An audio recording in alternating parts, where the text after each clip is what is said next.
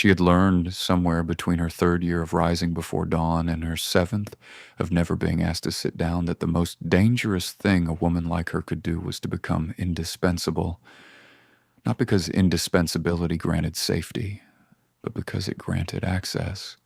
And access, in the right hands, was the sharpest blade in any room. The flower shop sat at the corner of Aldermore Street and the avenue the city's wealthier residents had unofficially renamed after the man whose holdings stretched from the shipping docks to the Diamond District. The shop had no part in that renaming. It was simply there, as it had always been, tucked between a tailor who never spoke and a watchmaker who never slept. Its front window misted with humidity, its threshold worn smooth by the constant passage of buckets and boots and the slow revolution of the seasons rendered in petals. Magnolia Voss had run it for 7 years, since she was 26, when she took out a loan against the building her late grandmother had left her and turned a storage room full of old furniture into a refrigerated case that could hold 400 stems at peak inventory. She had done the arithmetic herself, triple-checked it, built the business plan on a legal pad at her kitchen table at 2 a.m. The banker had looked at her the way bankers always looked at her, as though she were something left over after the more important thing had been removed. She had gotten the loan anyway because the numbers were correct and because correct numbers are the one argument no one can refute forever. 7 years later, Magnolia Voss was not famous. She was not written about in the city's lifestyle columns, not photographed for the quarterly magazine that profiled entrepreneurial women, not invited to the Chamber of Commerce dinners that the tailor attended in his one good suit. She was simply the florist, the big one, some people said, though not loudly and not when they needed her. She was 5'4" and built in a way that the fashion industry spent considerable money persuading women to apologize for. She did not apologize. She wore aprons that fit her, which she had ordered custom from a seamstress 3 streets over, and she wore her dark hair up because it kept it out of the refrigerated air, and she kept her hands consistently lotioned because cracked skin and flower work made a miserable combination. She noticed everything. She always had. It was perhaps the only compensation the invisible are reliably given, because no one performs for them, no one hides from them either. The mornings were hers. Before the city came fully awake, before the assistant she employed 3 days a week arrived smelling of coffee, before the delivery drivers showed up arguing with each other about parking, Magnolia moved through the shop in a kind of sovereign silence that she had come to regard as the closest thing she owned to luxury. She would sort and grade the overnight delivery from the wholesale house, pulling any stem that had begun to decline with a clinical efficiency the wholesaler had once told her was frightening in a person who presumably loved flowers.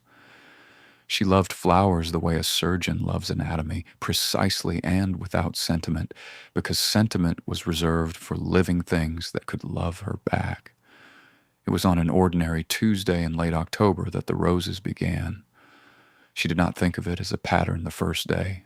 A man came in before 9 a.m, when the light was still the color of weak tea and the street outside was mostly buses and delivery vans. He was not remarkable. Medium height, somewhere in his 40s, a gray overcoat that was good quality without being ostentatious. He bought every red rose she had in stock. 47 stems wrapped in craft paper, paid for in cash without blinking at the total, and gone before she had finished writing the receipt. She noted the transaction, entered it in the book, and moved on. The second day he returned. She had restocked. He bought every red rose again. He did not explain. She did not ask. She was a florist, not a confessor, and cash transactions did not require justification. By the 4th day, she had ordered more red roses than usual, and by the 7th, she had begun to think carefully about what it meant that someone was removing every red rose from her inventory each morning with the regularity and quiet of a tide. She was not frightened. She was curious. Curiosity was her primary mode of engagement with the world, because fear had never gotten her the answers she needed, and curiosity at least asked the right questions. On the ninth morning, the man in the gray overcoat did not come. Someone else did. She heard the car before she saw the man. It was the kind of car that sounds different from other cars, not because it is loud, but because it is not. A hush of an engine at the curb, and then the door, and then the footsteps. She had her back to the entrance, rearranging the front-of-house display, and she finished what she was doing before she turned around. She had not lasted 7 years in this particular corner of this particular city by startling easily. He was tall. That registered first, as it registers with anyone for whom spatial calibration is a professional habit. He would need to clear the hanging, dried arrangements above the main walk, and she noted without ceremony that he did. Instinctively, by a margin that suggested long practice ducking the physical assumptions of rooms designed without him in mind. He was not young, but not old, perhaps 45. He wore a suit the color of deep water, and had been made for him, not bought, which was apparent in the way it moved, when he moved, neither following nor leading, but simply present. His face was the kind of face that has been used as a reference point by other faces, a structure so deliberately arranged by genetics that it had the slightly unreal quality of an architectural rendering. Dark eyes, a stillness that was not passive. The stillness of something that has decided not to move yet. He looked around the shop once, a single rotating survey that she recognized as professional inventory taking rather than aesthetic appreciation. Then he looked at her. She did not look away. She did. She had stopped doing that somewhere around year 3. His name was Crisanto Vial. She knew this the way she knew the names of most of the significant forces operating in the surrounding 10 blocks. By listening when other people thought no one was listening, by reading the business registry when she had questions about the holding company that owned the tailor's building and the watchmaker's building and the 3 restaurants on the cross street, she knew that Crisanto Vial's interests were, depending on which account you believed, either extensively legitimate or extensively not, and that the distinction had never been tested in any court that had successfully reached a verdict. She knew that he occupied the upper floors of the building at the far end of the avenue with a small staff and a particular preference for privacy. She knew all of this, the way she knew how long peonies lasted in cold water versus room temperature, as practical information about her operating environment. What she did not know was why he was in her shop. He said without preamble, "Where is he?" She considered the question. "If you mean the man who has been buying the roses, I don't know. He didn't come today." Something moved in his expression, not surprise. Something more controlled than surprise. "You knew they were connected to me." "I assumed they were connected to something," she said. "A person buys your entire inventory of one flower every morning for 9 consecutive days. You start thinking about supply chains." His eyes did a thing she had seen powerful people's eyes do when they encountered a quality they had not budgeted for. A brief, involuntary recalculation. "You kept records." "I keep records of everything. It's a tax requirement and a personal philosophy." She watched him process this. He moved to the counter, not threateningly, but with the particular navigation of a person who has spent a long time being the most dangerous thing in every room and has therefore ceased to be self-conscious about movement. He placed both hands flat on the wooden surface, and she noted that his hands were not the hands she would have expected. Not heavy, not scarred in the amateur fashion. These were the hands of a person who had been precise about violence for a very long time. I need to know if he said anything at all. She thought about it honestly rather than reflexively.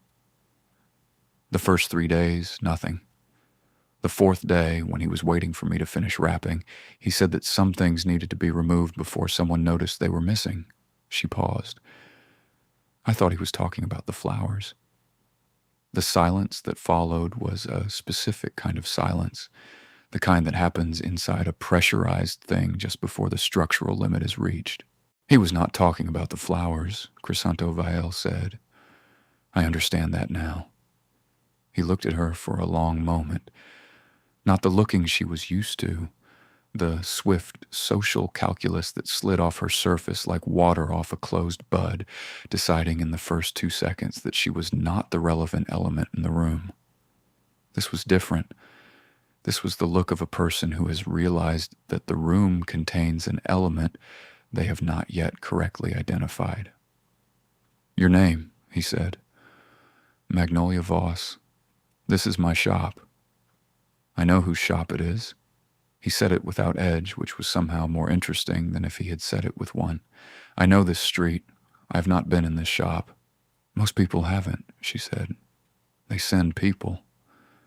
Something almost shifted in his face toward what might, on a different face, have been a smile.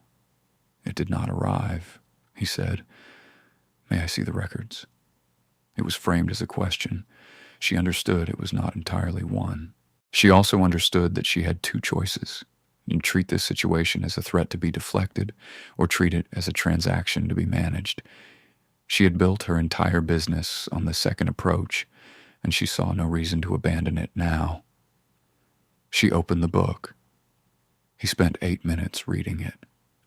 She knew this because she watched the clock above the refrigerated case, not because she was nervous, but because time was data and she habitually collected it. He read in the same way he surveyed rooms, comprehensively, without visible effort, as though all information were equally primary until proven otherwise. When he finished, he closed the book with a care that she found incongruous and therefore noted. You wrote observations, he said, in the margins. It helps me with inventory forecasting. He turned to a specific page. He read aloud, quietly, as though to himself. Day 6. Overcoat changed, same cut. Not a man of fluctuating wardrobe or borrowed the second coat. Hands unsteady today. Not illness, left side asymmetry suggests a specific stress or injury. Bought 8 additional stems beyond stock, asked for a receipt, which he had not previously done. He looked up. You noticed all of this. I notice everything about people who come through that door, she said. It's a small space, and I'm here for 12 hours a day. There isn't anything else to do while I'm conditioning stems. What is your assessment of the man who bought the roses? She thought this was ultimately what the entire conversation had been building toward. She gave it the honest answer it deserved. He was frightened, not of immediate physical danger, because he was very deliberate about not rushing and not looking over his shoulder, which people who are afraid of being followed can rarely help doing. He was frightened of a consequence he could see coming and couldn't prevent. The receipts on day 6 tell me he was beginning to think about documentation, creating a record. Crisanto Vael was very still. The roses, she continued, because she had thought about this for 9 days and had formed a theory, and theories did not improve from being kept inside, were either a signal or a removal. Either he was indicating a location or a meeting point to someone outside your organization who would understand the symbol, or he was buying them to put them somewhere specific, and the somewhere specific matters more than the roses themselves. The silence returned. This time it was a different species of silence, not pressurized, opened. Which do you think? He said. The second, she said, without hesitating. Because a signal doesn't require this particular shop. Any florist would do. But if the roses needed to come from here, from this corner, from this inventory bought publicly each morning and carried in a specific direction, then the act was the message itself. He was documenting a location visit, making it look like a routine, and someone in your organization was watching his movements, not his communications. So the pattern was a bread trail. She watched the recalculation happen again in his eyes, longer this time, more complete. It was the look she had seen only rarely in her life, and she recognized it every time. with a particular quality of sorrow mixed with something that was not quite satisfaction.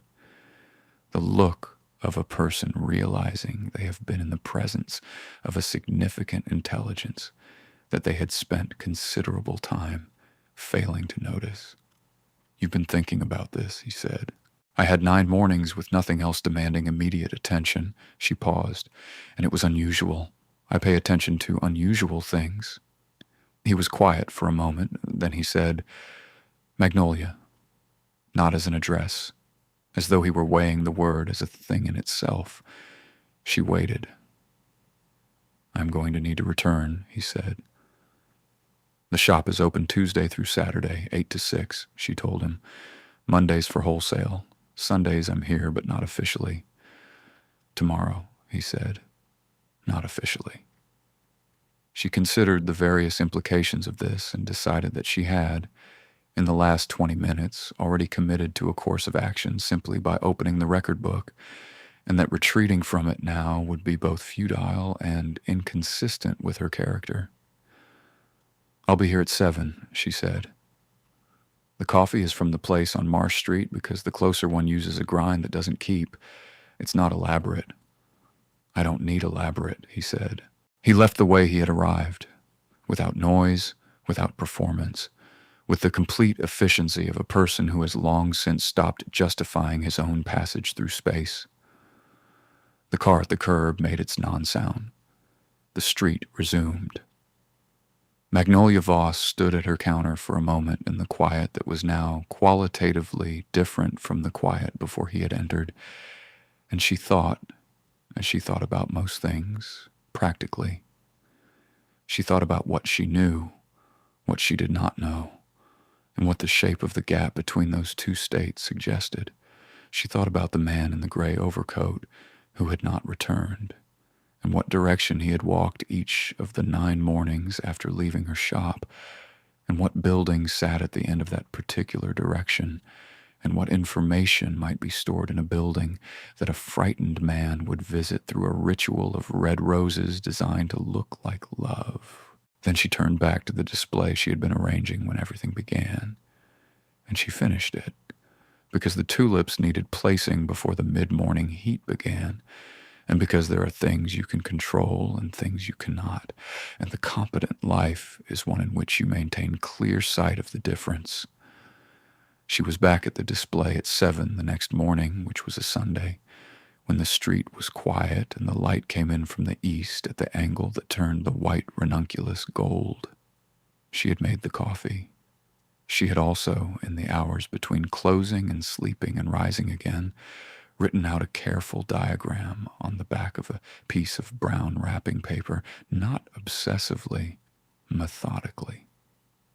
The building at the end of the direction the gray overcoat man had walked, the timing of his visits cross-referenced with what she had observed of delivery patterns to the restaurant on the cross street, a name she had recalled from a document she had once reviewed purely by accident when a certified letter had been delivered to her shop in error, and she had opened it before reading the address carefully.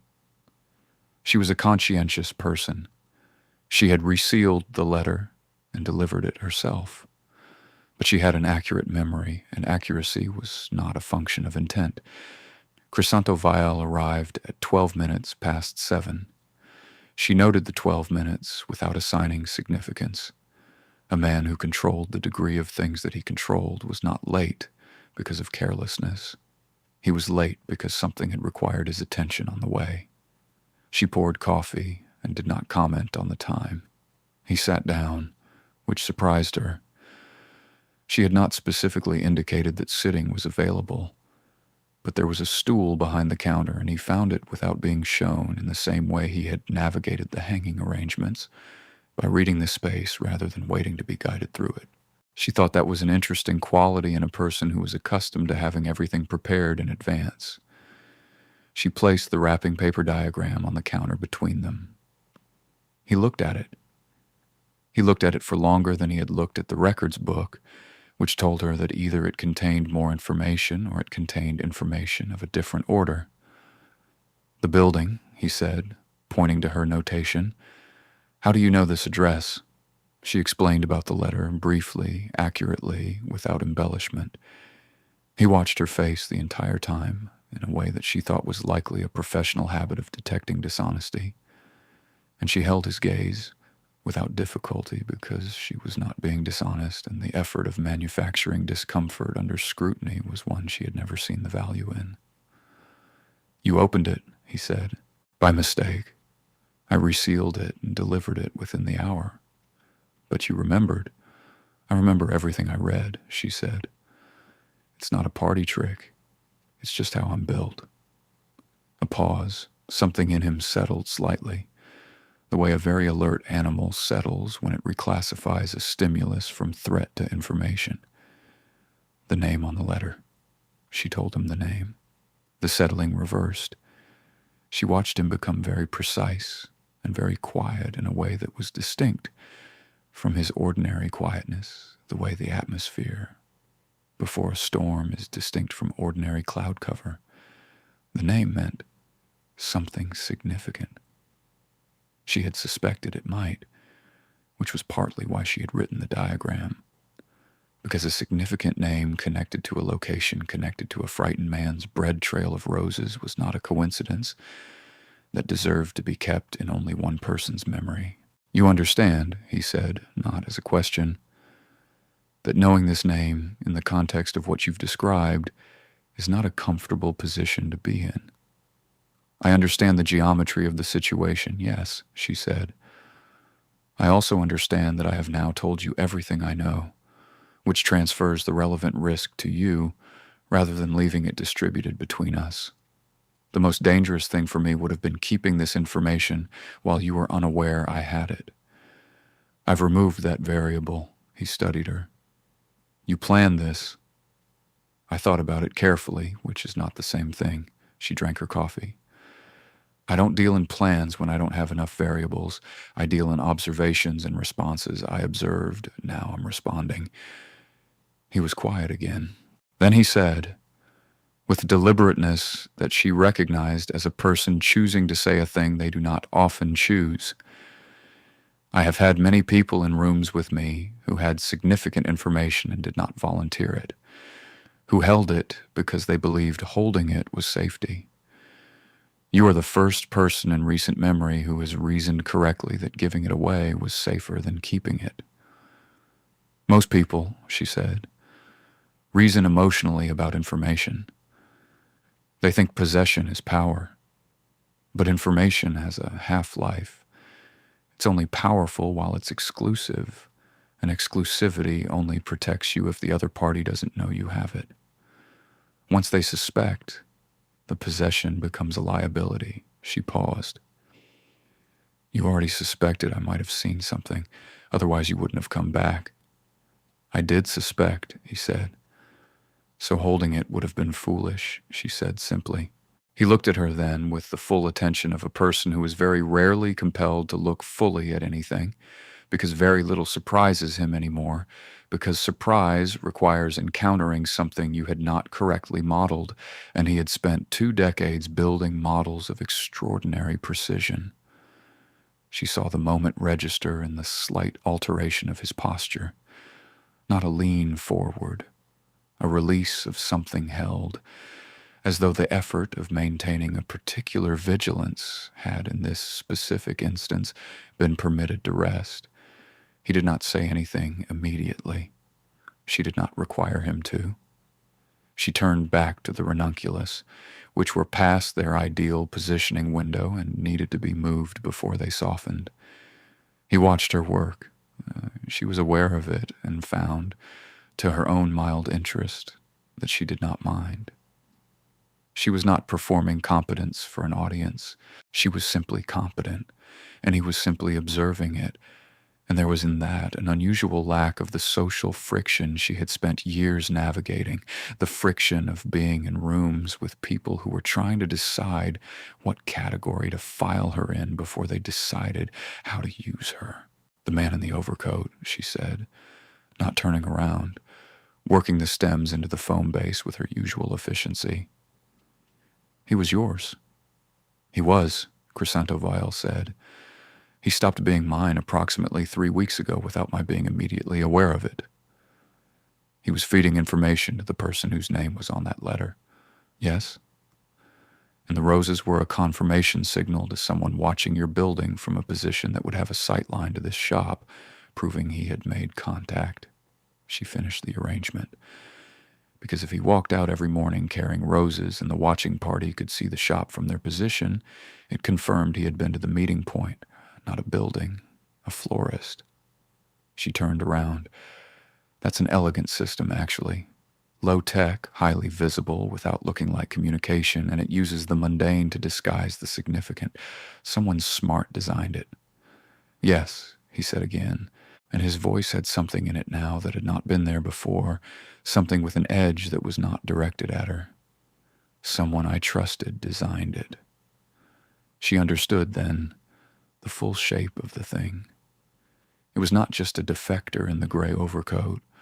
It was whoever the defector had been working with inside his organization above the gray overcoat's level, the person who had designed the system, the person who understood how Crisanto Vial operated well enough to design something that had gone undetected until an ordinary florist kept records in the margins of her cash book. The letter, she said, the one delivered here in error. It was sent from inside your organization. His jaw was a line. Yes. And if I had not happened to open it by mistake, and happened to have an accurate memory, and happened to keep the kind of records I keep, you might not know which inside. Correct. She looked at him steadily. That's a significant fragility in a very large apparatus. Yes, he said. And there was in the single word a weight that she thought was not anger at her for stating it, but something more complex, the acknowledgement, perhaps, of a man who is accustomed to control confronting the evidence of his own blind spots, which is always an uncomfortable country to enter, and more so for the powerful because they have had less practice receiving the information that they are not infallible. She brought the second coffee she had poured and placed it closer to him. He looked at it, then at her, as though the gesture required interpretation. You looked like you'd moved past the first one, she said, practically. He picked it up. She went back to work. Outside, the street began to accumulate its Sunday foot traffic, slow and unhurried, the particular tempo of the day that Aldermore Street adopted when it was not performing commerce. She thought about what came next with the same quiet, methodical engagement she brought to everything. There was a traitor inside his organization. The traitor's communications had passed through her shop, or rather been confirmed against it as a landmark. She had, in the last 12 hours, given him the exact information he needed to trace the origin point. What he did with that information was not her territory. And yet, there's something else, she said. He had been looking at his phone with the expression of a person reading a language they are fluent in but find unpleasant. He looked up, the name on the letter, when I delivered it, the building I delivered it to. She paused, organizing the sequence precisely. I had to wait at the reception desk for the confirmation signature. There was a meeting ending in the room adjacent. The door was not fully closed. I heard two voices. She met his eyes. One of the voices I did not recognize. One I have heard before, because the person it belongs to has been in this shop 4 times in the past 2 years, always buying the same thing, always on a specific day of the month that I can tell you exactly, and the last time was 11 days ago. The stillness in him became something she had no good language for. It was not the stillness of before, the ready quietness of a predator conserving itself. It was the stillness of a very deep place, where stillness means something has finally come to rest after a long time in motion. Show me the purchase records, he said. She showed him. There are moments in the management of any complex enterprise, financial or otherwise, in which a single piece of data retroactively reorganizes the meaning of all previous data like a key that turns in a lock that previously resembled a wall. She watched that moment happen inside Crisanto Vial with the particular quality of attention she reserved for things she would only see once. His face did not change. His body did not change. But something behind both of them changed, like the way a building looks identical from the outside even after everything inside is shifted in an earthquake. She thought that he had suspected someone and had not allowed himself to name the suspicion, and that what she had just given him was not revelation, but confirmation, which is always the harder of the two because revelation allows for the possibility of error and confirmation does not. He closed the record book for the second time. He said, "How long have you been on this street?" 7 years. And before? 3 years in a wholesale house across town. Before that, school. Before that, I grew up 2 hours north of here and moved down at 22 because the opportunity was here. She answered evenly, not because she was unaware that he was conducting a background assessment with the questions, but because there was nothing in her history that required concealment, and the exercise of concealing innocent things was one she had never seen the logic in. "You live above the shop," he said. "My grandmother's building. I own it. Alone. With a large number of plants and a heating system that requires careful management, but yes." He looked at her. It was the third distinct variety of look she had received from him, and she had catalogued all of them. The first had been the professional inventory, the second, the recalculation. This one was something she did not have as tidy a label for. It had the quality of attention given to something that turns out to be more than its container suggested, like opening a seed catalog and finding inside it an accurate map of somewhere important. "You should not be alone tonight," he said. She raised an eyebrow. "That's an interesting thing to say."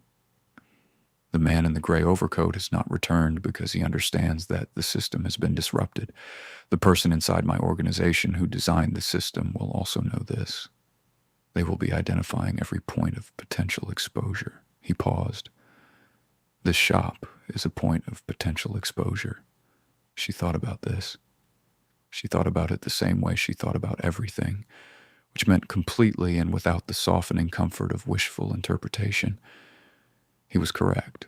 She was a variable in a system that someone dangerous was currently auditing. "You're saying I'm in the position of the person who knows too much. You've been in that position since the morning the overcoat man said that things needed to be removed before someone noticed they were missing," he said quietly. "I'm saying I'm now aware of it and intend to address it." There was something in the phrase, "intend to address it," that was very practiced, and something in the way he said it to her that was not practiced at all. She noticed both. "I have a delivery at 9 tomorrow," she said.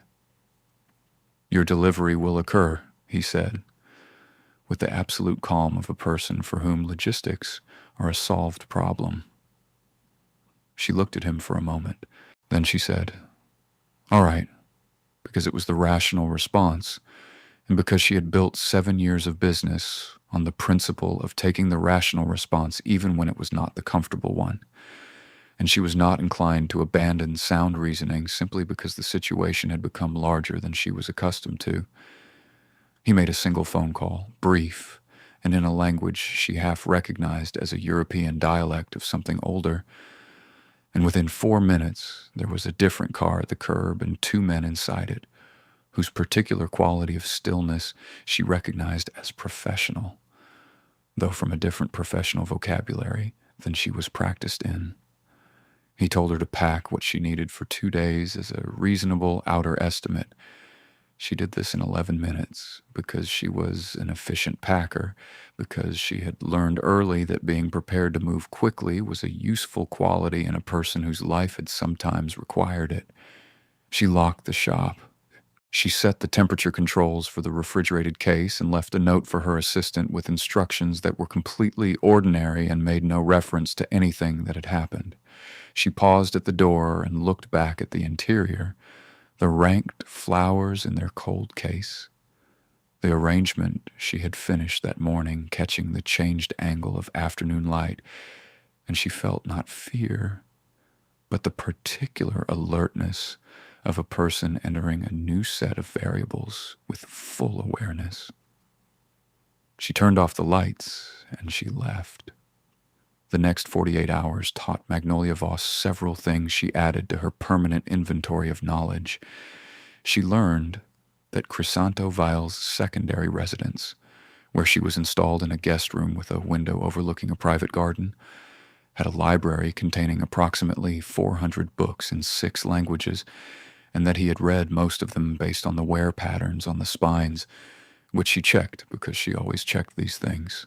She learned that his staff operated with a wordless efficiency that was the product of very long practice and a very specific kind of loyalty, the kind that does not need to be asked for because it has already been decided. She learned that he slept very little because she slept very little herself, and the lights in his study were visible from her room until well after 3 on both nights. She learned that he took his coffee in the same way she did, which was to say black and early and in volume, and that he was quiet in the morning in a way that was not unfriendly, but was simply the quietness of a person who has learned that silence in the morning is a form of honesty about what one is capable of before it is properly day. She also learned that she had been correct about the purchasing records. On the second morning, he came to find her in the library where she had been reading since 5. He sat down across from her without ceremony. He placed a photograph on the table between them. It was a face she recognized. The 4th time in the shop, buying the same white arrangements 11 days ago. "You were certain," he said. "I was accurate," she said. "Certainty is a different claim." He looked at her. "He's been managing my accounts for 9 years. He built the system, recruited the overcoat, communicated through letters using this street as a confirmation landmark." A pause. "He is the reason 3 of my shipments went wrong last spring. He is the reason 2 people I was responsible for are no longer alive." She said nothing. There was nothing useful to add to that. "He believed that no one would think to look at a flower shop," Crisanto Vial said. "That the system was invisible because the landmark was ordinary, overlooked." He paused again, with more weight. He was wrong about what gets overlooked. She thought about 7 years of being the person no one wrote about, no one photographed, and no one invited to the dinners, and she thought about the record books, 47 stems on a Tuesday in October, and she said, "People decide very quickly what is worth paying attention to. They almost never revise." "I am revising," he said. She looked at him. He was looking at her with the 4th look, the one she had not yet fully characterized, and she took the time now to characterize it accurately. It was not gratitude, though there was gratitude in it. It was not assessment, though there was assessment. It was the look of someone who has been in a room with a significant thing for a long time without understanding what it was, and has now understood, and is experiencing the complex combination of recognition and loss that comes with comprehending how long the incomprehension lasted. "You've been on that corner for 7 years," he said. "My people use that street. I use that street." "You had not been in the shop," she said. "I had not been in the shop," he repeated. "I looked past it." He said this as a fact about himself, without self-exculpation, which she found more interesting than if he had apologized. "I looked past you." She held his gaze. "Most people do." "I am not most people," he said, "and I find that I'm angry at myself for it, which is an unfamiliar register for me." She thought about what to do with this information. She considered several responses and settled on the honest one. "What you find, usually, when you look past someone for long enough and then look properly, is that you have missed a great deal of history you can't recover. That is a loss. But the looking properly is still worth doing." He was quiet for a moment. Then he said, "What would you have wanted in those 7 years if someone had been paying the right kind of attention?" She thought about it. It was not an easy question. Easy questions did not arrive wearing that particular weight. "To be consulted," she said finally. "Not helped, not managed. consulted, to have my observations treated as data rather than as the eccentric habits of someone filling time. She paused. I noticed a great many things that happened on that street. Most of them were not my concern, but the noticing was always there, and there was no one to give it to. He looked at her for a long time. There is now, he said. She understood that this was not a small statement. She understood it the way she understood most important things, by holding it up against the light and examining it from every side before deciding what it was. It was an offer. It was a recalibration. It was also beneath the precision of a man who expressed almost everything through the management of variables, something that did not translate cleanly into the language of transaction. She did not rush to name it. She simply acknowledged that she had received it. You should know, she said, that I will continue to keep records of everything. Something shifted in his face toward what this time did arrive, briefly as the smile it had been tending toward in the shop 2 days ago.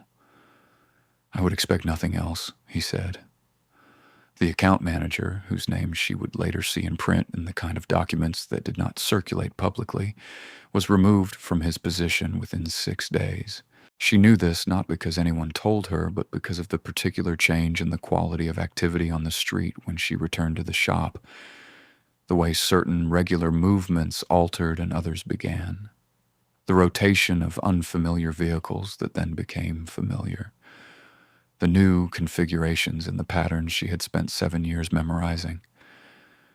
She returned to her counter and her refrigerated case, and her early mornings, and her record books, because these were hers, and she had not survived 7 years by letting significant events displace the ordinary work that sustained everything else.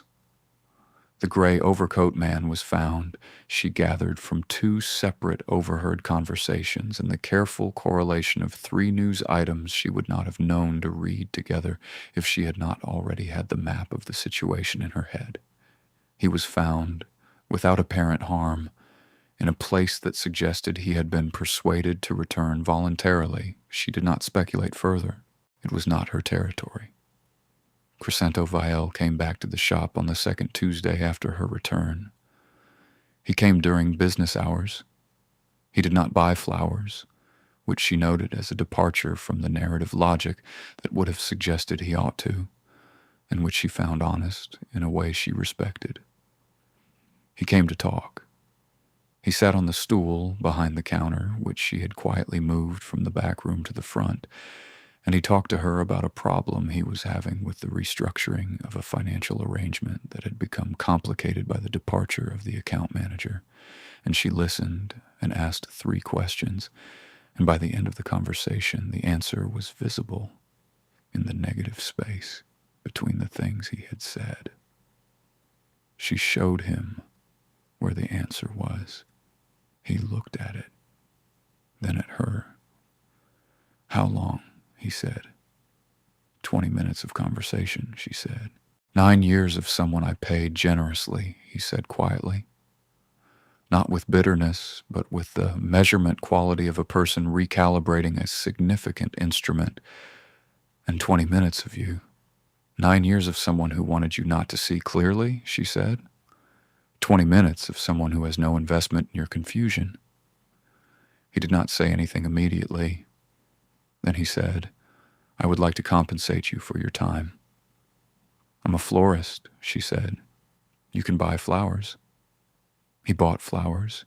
He bought them in the regular way with a specific request, which was the white ranunculus she had arranged on the Sunday morning when he had first arrived and sat down. He paid at the counter. She wrote the receipt with the same hand and the same pen and the same ledger in which she had written 47 red roses on a Tuesday in October, which now seemed like a different world, which it was, and also very close, which it also was. He came back the following Tuesday and the one after. She did not stop keeping records. She did not stop opening before dawn and closing after the light changed. She did not change any of the things that were hers, because they were hers, and they had made her. and she had not survived 7 years on that corner by abandoning the disciplines that had gotten her through them. But she noted, in the margin of a Thursday entry 6 weeks after the Tuesday in October, in the careful handwriting she always used, a single observation. The kind that is not about inventory and not about the weather and not about the predictive behavior of recurring customers, but about something that does not have a standard category and therefore has to be placed in the margins where the observations go that do not fit anywhere else except into the record of the things that turned out to matter most. She wrote, "Something that has been growing in a closed space will, given light, reorganize itself entirely around the source. This is not weakness. This is what living things do when the conditions finally permit it. It takes 7 years, sometimes, or 9 October mornings, or one person in a room full of significant things who finally looks at the right one." She closed the book. Outside, the street was alive with the particular late November light that turned everything the color of old honey, and the tulips in the front window were past their best angle by 14 minutes, and somewhere on the avenue a car that made no sound was moving in the direction of a corner that was no longer just a corner. She went to fix the tulips, because the tulips needed fixing, and because there is always work, and because the woman who does the work is never quite as invisible as the world has decided. If there is one person in it who has finally learned, past all his considerable assumptions, to look.